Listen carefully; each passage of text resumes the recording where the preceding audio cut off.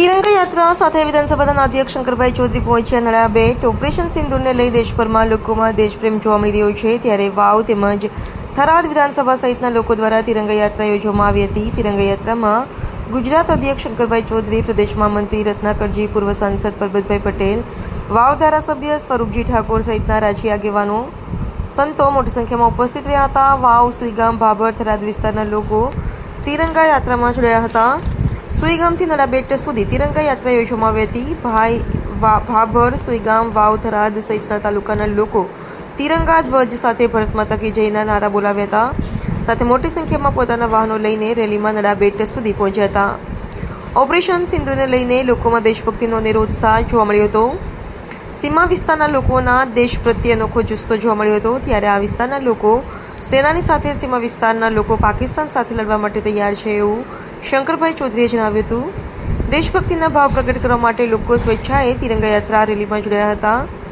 Bharat Pakistan border પર આવેલા નળિયાબેટ મુકામે જવાનોનો ઉત્સવ વધારવા માટે રેલી યોજી દેશ પ્રત્યેનો પ્રેમ ભાવ પ્રગટ કર્યો હતો.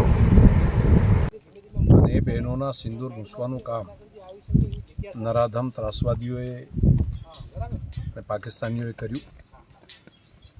તો માતાના સહેતાના સિંદૂરની શું કિંમત હોય એ ભારતના સૈન્ય અને દેશના પ્રધાનમંત્રી મોદી સાહેબના નેતૃત્વમાં આપણા સૈનિકોએ, આપણા લશ્કરે, આપણી સેનાએ પાકિસ્તાનની ધરતી પર જઈને ત્રાસવાદીઓને એમના જે આકાઓ હતા તેને નાબૂદ કરવા માટેનું જે અભિયાન હાથ ઉપર લીધું છે સિંદૂર, અને એક એક ભારતવાસીઓ માટે ગૌરવની ક્ષણ છે કે પહેલાં બળવંતરાય મહેતા જેવા રાજ્યના મુખ્યમંત્રીશ્રી એમને પાકિસ્તાનના લોકોએ મિસાઇલથી આ સરહદી ધરતી ઉપર, આ કચ્છની ધરતી ઉપર એમને મારી નાખ્યું. તો પણ આવી કોઈ સર્જિકલ સ્ટ્રાઇક કે એર સ્ટ્રાઇક કે પછી સિંદૂર જેવું ઓપરેશન તે વખતે નહોતું કરી શકાય. પરંતુ આજે બદલાયેલું હિન્દુસ્તાન છે. આજે ભારતની સેના પર એક એક ભારતવાસીઓને ગૌરવ છે, અને ભારતવાસીઓની જે મનની વાત છે એ જ પ્રમાણે સિંદૂર ઓપરેશન ચાલી રહ્યું છે. એનું એક એક ભારતવાસીઓને ગર્વ છે. અમે બધા લોકો, દરેક ભારતવાસી, દેશના પ્રધાનમંત્રી મોદી સાહેબના નેતૃત્વમાં ભારતની સેના અને દેશના પ્રધાનમંત્રી મોદી સાહેબની સાથે છે. ખાસ કરીને વાવ થરાદ વિધાનસભાના લોકોમાં કેવો ઉત્સાહ છે? આ સરહદી વિસ્તાર છે, અહીંના તો ખમીરવંતા લોકો છે. અહીંયા લડાઈ ચાલતી હોય ત્યારે પણ મક્કમતાપૂર્વક એવું લાગે કે આ સીમાની સુરક્ષા કરવા માટે જનમાનસ, આ ખમીરવંતા પ્રજાજનો એ પોતે સક્ષમ છે. આજે જે તિરંગા યાત્રા રેલી જોડાઈ છે એમાં લોકોનો અનોખો ઉત્સાહ છે. દેશભક્તિનો ભાવ જન સુધી પહોંચ્યો છે, અને ખાસ કરીને દેશના યુવાનોના મનમાં દેશની સેના પ્રત્યે, દેશના પ્રધાનમંત્રી મોદી સાહેબ પ્રત્યે એક અકૂત શ્રદ્ધા છે, અને એમના ઉપર ગૌરવ પણ છે.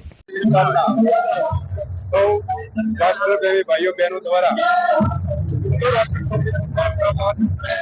તિરંગા યાત્રાનું ભવ્ય આયોજન કરવામાં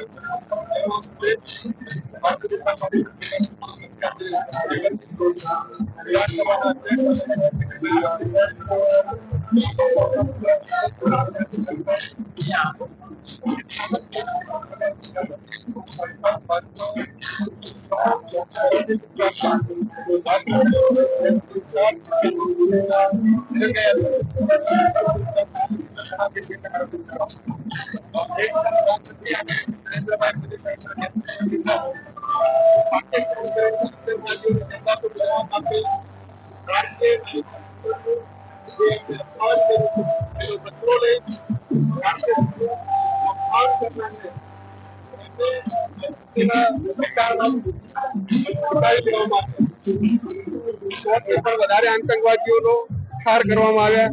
અનેક એમના આતંકવાદીઓ ટ્રેનિંગ કેમ્પ હતા એને પણ નાબૂદ કરવામાં આવ્યા. દેશના પ્રધાનમંત્રી આદરણીય શ્રી નરેન્દ્રભાઈ મોદી સાહેબના નેતૃત્વમાં જે સેનાએ પરાક્રમી કામ કર્યું છે, એ કામની સાથે સમગ્ર દેશની જનતા છે. આ સરહદી વિસ્તાર હંમેશા માટે રાષ્ટ્રભક્તિથી ઘેરાયેલો છે, અને એ આજની આ તિરંગા યાત્રા દર્શાવે છે કે સરહદી વિસ્તારમાં ભારતીયના જ્યારે પણ જરૂર પડી છે ત્યારે લશ્કરની સાથે પહોંચે, દેશના પ્રધાનમંત્રી સાથે ઉભો છે.